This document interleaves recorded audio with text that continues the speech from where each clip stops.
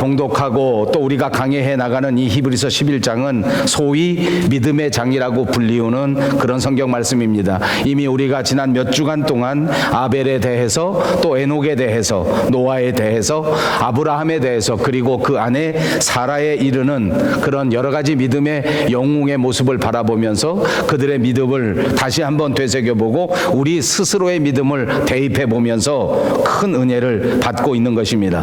이제 오늘 우리는 이 영웅의 이야기를 잠깐 쉬려고 합니다. 그리고 다음 주는 종려주일이고 그 다음 주는 또 부활절이기 때문에 우리는 약 2, 3주간 동안 이 믿음의 영웅에 대한 이야기를 잠시 내려놓고 그리고 오늘은 특별히 외국인과 나그네의 삶을 한번 들여다보고 그리고 다음 주와 그 다음 주는 우리에게 부활의 주님으로 오신 그 주님의 족적을 따라 주님의 이야기를 다시 한번 생각해 보는 과정을 이어가도록 하겠습니다. 우리가 살아가는 삶에 있어서 늘 질문하는 것이 있습니다. 그것은 믿음이라고 하는 것이 과연 어떤 것인가? 믿음은 무엇인가? 하는 질문을 할 수 있습니다. 여러분은 어떻게 생각하십니까? 믿음이 과연 무엇일까요? 여러 가지 측면에서 대답할 수 있습니다. 그런데 제가 오늘 이렇게 물어보는 것은 그 믿음을 정의할 때 우리가 늘 생각하면서 늘 알고 있으면서 지나치기 쉬운 그냥 흘려보내기 쉬운 그런 것을 다시 한번 생각해 보려는 것입니다. 사실 우리는 믿음을 생각할 때마다 무언가 뚜렷한 것이 있었으면 좋겠다, 뭔가 확실한 것이 있었으면 좋겠다라는 생각을 가지고 있습니다. 그래서 많은 사람들이 생각할 때 확실한 거면 믿겠다, 분명한 것이라면 내가 꼭 믿겠다 이렇게 말하는 사람들이 많이 있습니다. 그러나 우리가 생각해 볼 때 믿음이라고 하는 것이 과연 무엇인가를 알아낸다고 하면 그런 말은 조금 틀린 말이 아닌가 이런 설명을 드리려고 하는 것입니다. 사실 정확하게 말해서 믿음이라고 하는 것은 확실한 것을 믿는 것이 아닙니다. 믿음이라고 하는 것은 그 정의를 할 때부터 불확실한 것을 믿는 것이란 말입니다. 우리가 이미 히브리서 11장을 통해서 배워온 것처럼 아벨도 에녹도 그리고 방주를 만들었던 노아도 그리고 하나님의 지시를 받아 결코 떠나본 적이 없었던 본토 친척 아비집을 떠나 하나님이 약속하신 새 미지의 땅을 향하여 걸어갔던 아브라함에게도 또 그 아내 사라에게도 확실한 것은 하나도 없었습니다. 아니 어찌 보면 오히려 불확실한 것, 오히려 알 수 없는 것, 오히려 한 치 앞도 내다볼 수 없었는데 그런데 믿음을 통해서 그 걸음을 걸어가고 믿음을 통해서 그 모든 환경을 극복하고 믿음을 통해서 드디어 하나님의 약속이 이루어지는 것을 체험했던 사람들의 이야기가 믿음의 영웅들의 이야기가 아닌가 생각해 볼 수 있단 말입니다. 그렇습니다. 확실한 것은 믿는 것이 아닙니다. 우리가 생각할 때 확실한 것은 과학이요, 확실한 것은 산수이고 확실한 것은 그냥 알고 그것은 지식이니까 믿을 필요가 없이 그냥 외워놓고 그냥 익숙하게 터득하기만 하면 우리 삶에서 다 활용될 수 있는 것이고 그렇게 활용하면 되는 것입니다. 그런데 믿음은 애초부터 확실하지 않기 때문에 믿음으로 믿음을 받아들여야 한다. 우리 한번 입으로 해보십시다. 믿음으로 믿음을 받아들여야 한다. 그렇다고 해서 아무 근거도 없고 아무 증거도 없이 아무 것이나 무턱대고 믿는 것은 결코 아닙니다. 여러분, 남자와 여자가 있다고 생각해 보십시다. 아니, 우리 스스로의 젊은 날을 한번 돌이켜 보시기 바랍니다. 여자를 만났습니다. 남자를 만났습니다. 서로 사귀고 서로 교제하고 서로 생활을 나누고 서로 생각을 나누고 많은 대화를 나눈 끝에 이 남자와 이 여자는 서로 결혼하기로 마음을 먹습니다. 그런데 그 결혼하기로 마음을 먹는 순간에 사실은 확실한 것은 하나도 없습니다. 이 남자가 과연 평생토록 나를 사랑하고 나를 이해해 줄 것인가? 이 여자가 과연 지금처럼 평생토록 나에게 온순하게 부드럽게 아름답게 살아줄 것인가? 이것은 결코 알 수 있는 일이 아닙니다. 확실하지 않았습니다. 그럼에도 불구하고 그동안 교제하면서 얻었던 이런저런 경험을 통해서 믿음을 갖게 된 것입니다. 이 남자라면 괜찮겠다. 이 여자라면 내 평생토록 같이 살아도 행복할 수 있겠다라는 믿음을 가지고 사는 것 아닙니까? 그러니까 아무 근거 없이 무턱대고 믿는 것은 아닙니다. 그럼에도 불구하고 믿음은 불확실한데 불구하고 확실하게 알 수 없지만 믿음으로 접근하는 것이라 그 말입니다. 다시 한번 축복합니다. 하나님에 대하여 반드시 큰 믿음으로 믿으시기를 주님의 이름으로 축복합니다. 우리들은 캐나다에 이민 온 사람들입니다. 그래서 우리들 가운데에는 캐나다의 영주권을 받고 시민권을 받고 사는 사람들이 있습니다. 제가 여기서 살아보니까 이곳에 사는 사람들은 캐나다뿐만 아니라 또 미국에도 국적을 함께 가진 분들이 많이 살고 있는 것을 발견했습니다. 우리 조국 대한민국도 지금은 법이 조금 바뀌었습니다. 물론 이런저런 제한이 있지만 그럼에도 불구하고 이중 국적을 허용하고 있어서 우선 나이가 65세가 넘고 이런저런 절차를 밟게 된다고 하면 잃어버렸던 우리의 국적을 다시 회복할 수 있는 것이 한국의 법입니다. 이곳에 사는 많은 사람들이 이미 오래전에 우리 조국을 떠나왔고 이곳 캐나다에서 안정되게 살아가면서 또 자식들과 더불어 이웃들과 더불어 아주 행복하게 살아가고 있는 것이 분명합니다. 그럼에도 불구하고 우리 조국에서 이렇게 이민 간 사람들에게 다시 우리 한국 국적을 회복해 준다 하니까 여기에 대한 관심이 정말 지대합니다. 물론 캐나다 시민권을 받았습니다. 물론 캐나다 안에서 행복하게 살고 있습니다. 물론 우리가 다시 돌아가서 한국에 살 일은 그리 많지 않습니다. 그럼에도 불구하고 여전히 우리 마음속에 우리 피 속에 대한민국 국민의 피가 흐르고 있고 우리 조국에는 아직도 우리가 두고 온 부모, 형제, 자매들이 있기 때문에 우리 마음속에 늘 한국이란 나라에 대하여 다시 한번 생각하게 되고 한국의 국적을 회복하면 어떨까라는 마음이 우리 마음속에 스쳐 들어오는 것입니다. 이미 캐나다 사람이 되었고 이미 법적으로는 모든 국적을 가졌지만은 그럼에도 불구하고 우리 마음속에는 여전히 한국에 대한 그리움을 가지고 있고 그곳에 있는 우리 부모, 우리 형제들에 대한 사랑을 마음속에 간직하고 있습니다. 그러므로 우리는 외국에 살지만 나그네요. 외국에 살지만 이중 국적자라고 말할 수 있습니다. 성경에도 그렇습니다. 사도 바울은 유대인으로 태어났지만 그는 우리가 아는 것처럼 로마의 시민권을 가진 이중 국적자였습니다. 그 시대의 로마 시민권, 그것은 오늘 우리가 생각하는 미국 시민권이나 캐나다 시민권보다 훨씬 더 무게가 있는 것입니다. 지금은 많이 달라졌습니다만 제가 처음 캐나다에 오기 전에 한 30년쯤 전에는 이 캐나다 시민권, 미국 시민권도 우리 한국 사람에게는 선망의 대상 바로 그것이었습니다. 누구든지 갖고 싶어 했고 누구든지 부러워했던 그런 시민권이었습니다. 훨씬 더 행복한 나라였고 훨씬 더 자유로운 나라였기 때문에 그랬단 말입니다. 그것보다 훨씬 더 많이 사도 바울의 시대에는 로마의 시민권이라는 자체가 그야말로 선망의 대상이요 모든 사람의 명예의 대상이 바로 로마의 시민권입니다. 그러나 우리가 아는 것처럼 사도 바울은 이 로마의 시민권을 가진 사람이었는데도 불구하고 로마의 시민권을 자랑하지 않았습니다. 그는 오히려 자기의 시민권이 하늘에 있다는 것을 분명하게 말했고 하늘의 시민권을 가진 사람으로서 그야말로 자랑스럽게 명예롭게 이 땅 위에서 하나님의 사명을 감당한다고 간증하면서 살았습니다. 그는 그의 더 나은 본향 하늘나라를 늘 바라보면서 하늘의 신령한 방법으로 이 땅 위에 살아가고 하늘을 그리워하면서 하늘을 사랑하면서 그리고 이 세상에서 나그네와 외국인으로 살아갔던 모범적인 하늘나라의 시민 한 사람이었습니다. 그렇습니다. 우리도 모두가 다 이 땅 위에 살아가지만 카나다의 시민권을 받고 한국의 시민권을 갖고 때로는 미국의 시민권을 가진 사람으로 살지만 여전히 하나님 나라에서 이 땅에 파견 나온 외국인이요 시민권으로 살아가실 수 있는 여러분들 모두가 되시기를 주님의 이름으로 축복합니다. 여러분 모두가 하나님의 피로 값주시고 사신 하나님의 아들이요 하나님의 딸입니다. 하나님의 가족인 것을 꼭 믿으시기를 바랍니다. 우리는 이미 우리 조국 대한민국을 떠나서 이 땅 밴쿠버에 이주해서 사는 사람입니다. 그래서 우리는 다른 어떤 사람들보다도 나그네의 삶이 어떤 것인가 하는 것을 나름대로 체득하면서 살고 있습니다. 사람들이 말하기를 외국에 사는 삶은 광야의 삶과 같다라고 말하는 사람들이 많습니다. 광야에서 사는 것이다.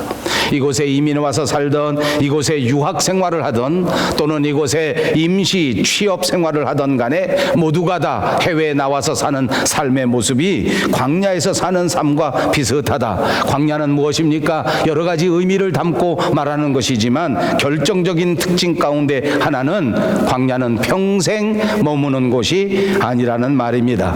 언젠가는 떠나야 한다라는 의미를 가지고 있는 것입니다. 그렇습니다. 광야에서 평생 사는 사람은 없습니다. 광야는 때를 얻어서 지나가는 장소입니다. 왔다가 가는 곳입니다. 그래서 광야에서는 집을 짓지 않습니다. 천막을 치고 살면 분명히 만족할 수 있습니다. 천막을 짓고 머물고 있다가 갑자기 하늘에서 구름 기둥이 다가오면, 천막을 짓고 살고 있다가 갑자기 하늘에서 불 기둥이 움직이게 되면 그때는 내가 움직여야 될 때다, 이때는 내가 출발해야 되는 때다라는 것을 분명하게 깨닫고 빨리 서둘러서 다음 가야 할 목적지를 향해서 행군하는 것, 그것이 광야의 삶의 기본 수칙이라고 말할 수 있습니다. 우리 모두가 다 그리스도인이라고 한다면, 하나님의 자랑스러운 가족이라고 한다면 우리는 이렇게 그리스도인다운 삶을 살아야 하는 사람들입니다. 진짜 그리스도인다운 삶을 살아가시기를 다시 한번 주님의 이름으로 축복합니다.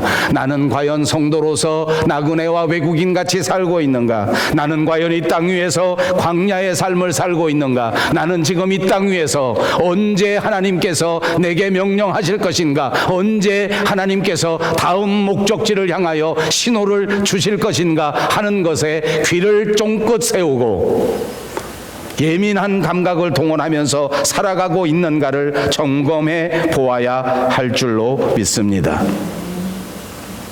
길과 진리와 생명이 되신 하나님, 그 예수님을 바라보면서 그분을 따라 삶을 살아가기를 힘쓰는 사람이 되어야 하는데, 전혀 길이 아닌 세상의 땅을 쳐다보고 진리가 아닌 사람들의 생각을 따르고 생명이 아닌 있다가 없어질 그 신기루와 같은 것을 바라보면서 사는 삶의 모습은 아닌가 점검해 보자는 것입니다. 이곳 캐나다 땅에서 1년 또는 2년 이렇게 비자를 받고 이 땅에 들어오는 사람들이 있습니다. 그리고 들어와서는 또 이런저런 서류를 준비해서 다시 1년 또는 다시 2년 이렇게 비자를 연장하면서 취업으로 일을 하기도 하고 또는 관광을 하기도 하고 이런저런 일을 하는 사람들을 가리켜 우리는 임시 체류자라고 말합니다. 그렇습니다. 이 사람들은 임시 체류자입니다. 기간이 다 차게 되면, 또 체류 목적을 다 하게 되면 하던 일을 멈추고 다시 자기 고향으로 돌아가야 합니다. 그래서 이 사람들은 나그네요, 이 사람들은 외국인이라고 말할 수 있지 않습니까? 그런데 우리 삶의 현재 모습 가운데 가장 큰 문제는 임시 체류자인데 외국인처럼 살지 않는 것입니다. 임시 신분자인데 나그네처럼 살지 않는다는 것이 문제입니다. 말씀드린 것처럼 저와 여러분은 하늘의 시민권을 가지고 하나님 나라의 가족이요 하나님 나라의 시민으로 이 땅에 와서 외국인으로 나그네로 살아가고 있습니다. 과연 나의 삶의 모습이 외국인으로서의 삶을 살아가고 있는가? 나의 삶의 모습이 나그네로서의 삶의 모습을 보이고 있는가 하는 것을 생각해 보아야 합니다. 심각하게 생각해야 합니다. 왜냐하면 우리가 마치 외국인이 아닌 것처럼 이 땅 위에 뿌리를 내리고 천년 만년 살아갈 수 있는 것처럼 그렇게 착각하면서 살고 있는 것이 문제이기 때문입니다. 고향을 떠났습니다. 자기 조국 나라를 떠나서 외국에 나와 삽니다. 낯선 문화에 부딪힙니다. 여기 와서 보니 우리나라가 아닙니다. 아무리 날씨가 좋고 아무리 사람들이 친절하고 아무리 살아가는 사회보장제도가 잘 돼 있다고 할지라도 결코 우리의 익숙한 문화가 아닙니다. 부딪힙니다. 그럴 때마다 어떻게 생각하십니까? 여러분은 어떠신지 몰라도 저는 그렇게 부딪힐 때마다 여기는 내 나라가 아니구나 하는 것을 생각합니다. 아시는 것처럼 저는 서양 사람들과 더불어 일을 합니다. 물론 한국 프로그램을 운영하지만 대부분의 다른 사람들은 서양 사람들입니다. 캐나다에 유럽에 뿌리를 두고 온 사람들 또는 이런저런 나라에 뿌리를 두고 온 사람들이 모여 사는 곳에서 일을 합니다. 자주 부딪힙니다. 특히 한국의 교회와 서양의 교회는 그 흐름이 다를 수 있습니다. 한국의 신학교육과 서양의 신학교육은 분명히 이질감을 가지고 있습니다. 그럴 때마다 저는 생각합니다. 이것이 우리 한국의 학교가 아니구나. 여기가 우리 대한민국 조국이 아니구나. 아무리 좋다고 할지라도 아무리 훌륭한 제도를 가지고 있다고 할지라도 저에게는 낯선 그런 환경일 수밖에 없는 것을 보게 됩니다. 언젠가는 우리 조국의 신학교육 방식이 그리울 때가 있습니다. 한국에서 신앙생활하던 것, 한국에서 신학교에 가르치던 것, 한국에서 목회자들과 더불어 생각하고 꿈꾸고 기도했던 것들이 그리워지기도 하고 생각나기도 하고 또 심할 때는 그리로 돌아가고 싶은 생각이 들 때도 있습니다. 이것이 나그네 의식입니다. 이것이 외국인의 의식입니다. 그것뿐만이 아닙니다. 여러분, 외국인이 무엇인지 압니까? 그 삶에 그 신변에 위험을 달고 사는 사람들입니다. 여러분, 한번 세상을 보십시오. 자기 나라 국민들만 위하고 남의 나라 국민들은 소홀히 하는 나라가 한둘이 아닙니다. 평상시에는 그런 걸 잘 알지 못합니다. 평소 살아갈 때는 그런 것이 느껴지지 않습니다. 그런데 갑자기 지진이 나고 갑자기 위험한 사태가 벌어지고 심지어 갑자기 전쟁이 터졌다고 해봅시다. 그러면 각자 자기 나라 사람들만 챙깁니다. 우리 한국에도 보니까 북한하고 무슨 긴장이 돼서 갑자기 무슨 문제가 되고 비상 대북헌 1, 대북헌 2 이런 게 막 생겨지면 미국 대사관을 중심으로 캐나다 대사관을 중심으로 자기 국민들을 찾느라고 막 혈안이 되어 있습니다. 그 어느 분이 그런 말 하더라고요. 목사님, 누가 안 찾으십니까? 한국에 지진이 뻥 터져서 포항에서부터 지진이 났는데 제 호텔에까지 막 바바바바바바 제 전화기에 막 얼라시 오는데 막 바바바바바 지진 났다고 깜짝 놀랐어요. 정말 지진은 하나도 안 느껴지는데 전화기가 제가 카나다 전화기도 있고 한국 전화기도 있고 전화기 두 군데에서 막 바바바바바 그랬더니 그 다음날 미국에서 오신 미국 시민권자인 목사님이 제게 물어봅니다. 목사님은 안 찾으십니까? 저는 대사관에서 전화 왔습니다. 빨리 일 마치고 미국으로 돌아오라. 어떻게 부럽던지요. 미국은 저는 아무 데서도 전화 안 옵니다. 저희 집에서도 전화 안 옵니다. 여보, 지진 났다는데 빨리 오시면 안 되겠어요? 이렇게라도 전화를 해야 될 거 아닙니까? 전화 안 옵니다. 아바지. 여러분, 외국인은 급한 일 생기면 차별받는 거예요. 여러분, 명심하십시다. 우리는 하늘나라의 시민권을 가진 하나님의 가족입니다. 이 세상에 와 살다가 우리의 신변에 위험이 닥치게 되면 우린 차별받습니다. 세상의 어둠의 권세를 잡은 자들이 우는 사자와 같이 우리를 넘어뜨리려 하기 때문입니다. 기회를 얻기만 하면 어떻게 하든지 우리의 믿음을 무너뜨리려고 하기 때문에 우린 차별받을 수밖에 없습니다. 그러니까 성숙한 믿음을 가지고 외국인 의식을 가지고 나그네 의식을 가지고 살아간다면 억울할 것이 없습니다. 조금 가난해지면 차별받는다고 생각하십시오. 왜냐하면 우리가 하늘의 시민권을 가졌기 때문에 이 땅에서 마귀 사탄이 나를 불편하게 하는구나, 이렇게 받아들이자 그 말입니다. 때로는 몸이 아파서 힘들 때 있습니다. 그때도 세상이 나를 괴롭히는구나, 이렇게 생각하십시오. 여러분, 캐나다에 있는 집에서는 전화 오지 않지만 하늘에 있는 예수님께서는 언제나 우리를 점검하십니다. 언제나 우리와 함께 하십니다. 언제나 우리를 보호하셔서 반드시 안전하게 하나님의 나라에 도달할 수 있도록 만들어 주신다는 사실을 믿으시기를 바랍니다. 이 땅에서는 차별을 받습니다. 이 땅에서는 어려움을 겪을 수도 있습니다. 그래도 아멘 하십시오. 왜냐하면 우리는 하늘나라의 시민권이요, 여기는 외국인으로 살아가는, 나그네로 살아가는 땅이니까 그렇다, 그 말입니다. 아멘. 여러분, 나그네의 특징은 무엇인지 압니까? 무소유자이기도 합니다.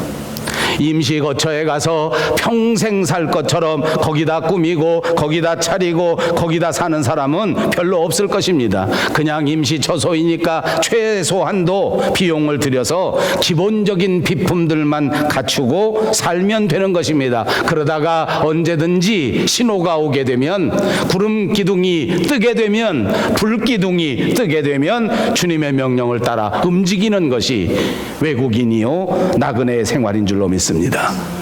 한 주간 여행 가면서 평생 갈 것처럼 그렇게 큰 가방 들고 가는 사람 있냐 말입니다. 이해가 안 되는 일 아닙니까? 여러분, 저도 아시는 것처럼 여행을 많이 갑니다. 제 아내는 평소에 준비를 많이 하는 사람입니다. 제가 갈 때마다 가방을 싸줍니다. 가방 안에 잔뜩 들었습니다. 어느 때는 제가 2주 동안 한국에 갔다 왔는데 한 번 입어보지도 않은 속옷이 반도 넘어요. 저는 출장 가면 별로 안 갈아입습니다.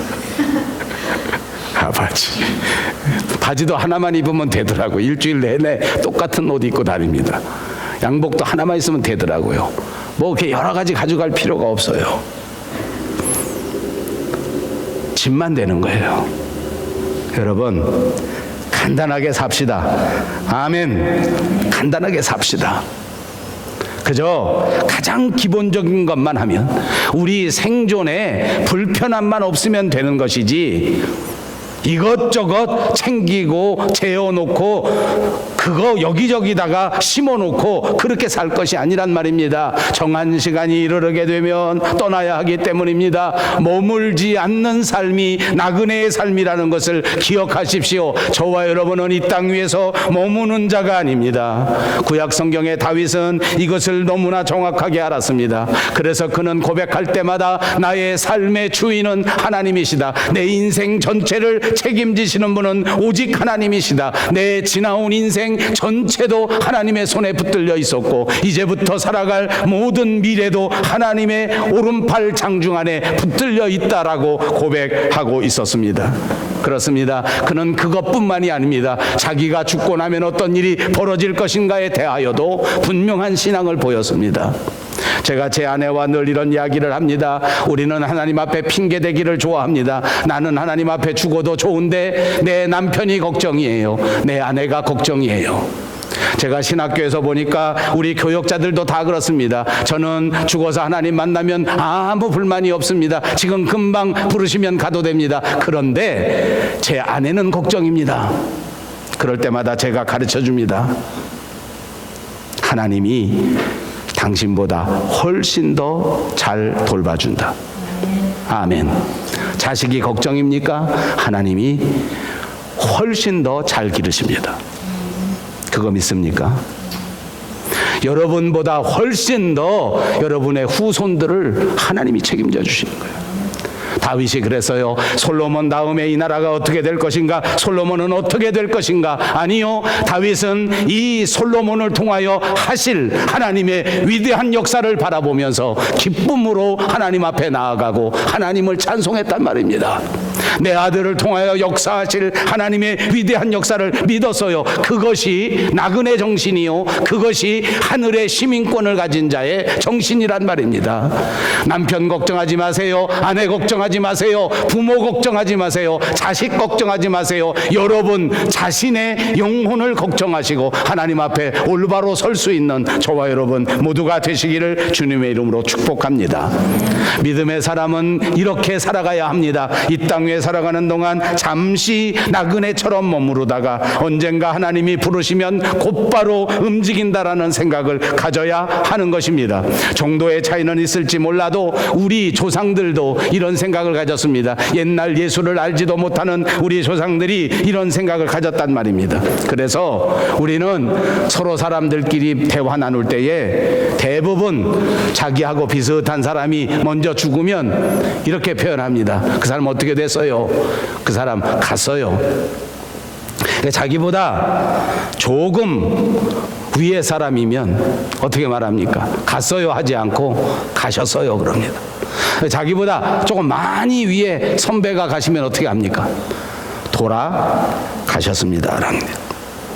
나이가 많이 드신 분에겐 돌아가셨어. 옛날 우리 조상들이 예수를 믿지 않았습니다. 하늘에서 왔는지 안 왔는지 그건 알지 못했습니다. 그러나 어딘가 그 본향으로 돌아간다는 것은 알았습니다. 이제 우리는 확실히 알고 있습니다. 어디로 갑니까? 우리의 더 나은 본향으로 돌아가는 것입니다. 무서워하지 마십시오. 돌아가는 것입니다. 겁내지 마십시오. 돌아가는 것입니다. 오늘 본문 16절을 보십시오. 그들이 이제는 더 나은 본향을 사모하니 곧 하늘에 있는 것이라. 이러므로 하나님이 그들의 하나님이라 일컬음을 받으심을 부끄러워하지 아니하시고 그들을 위하여 한 성을 예비하셨느니라. 믿음의 조상들은 모두가 그들이 나그네라고 하는 사실을 잘 알았습니다. 그리고 더 나은 본향을 사모하면서 살았습니다. 이 땅에 살지만 하나님의 나라를 사모했다는 것입니다. 여기 살지만 세상에 너무 빠져 살지 아니하고 천국 하나님의 나라를 바라보고 소망하면서 살았다는 것입니다. 여러분, 우리는 과연 어떻습니까?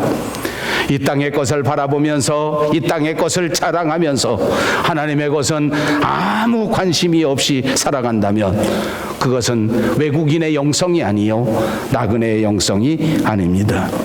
물론 사랑하는 여러분, 저는 늘 말씀드리지만 우리 모두가 이 땅 위에 살아가는 동안 하나님이 우리에게 주신 것을 마음껏 누리면서 살아가는 것도 필요합니다. 그러므로 하나님이 건강을 주셨습니까? 마음껏 하나님께 감사하시기 바랍니다.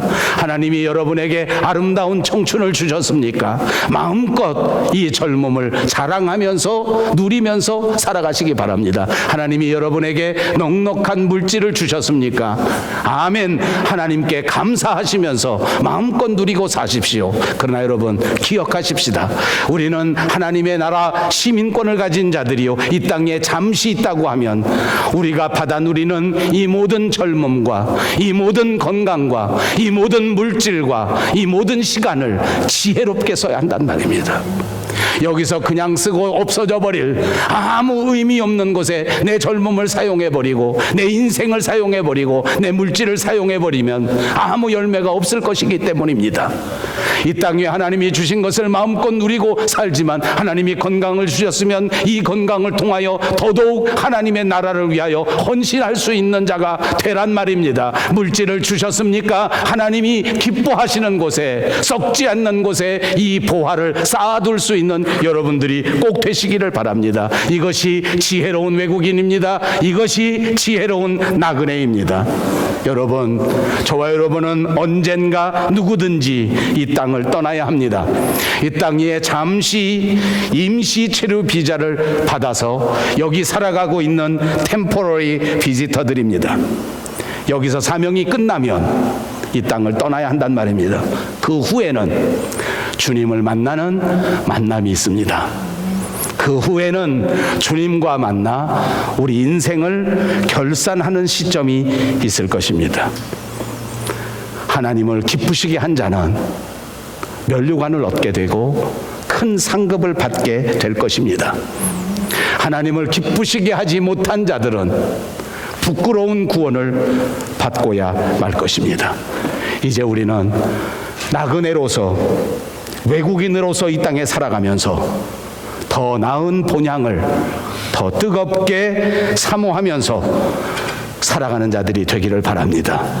더 나은 상급을 바라보시고 그 상급을 준비하는, 그래서 땀 흘리며 열심으로 충성하는 저와 여러분 모두가 되시기를 주님의 이름으로 축복합니다. 기도하겠습니다. 자비하신 우리 하나님, 참 감사합니다.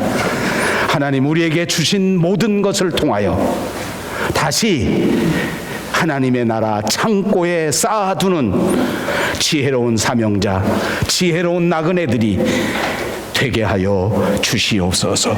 예수님의 이름으로 간절히 기도하옵나이다. 아멘.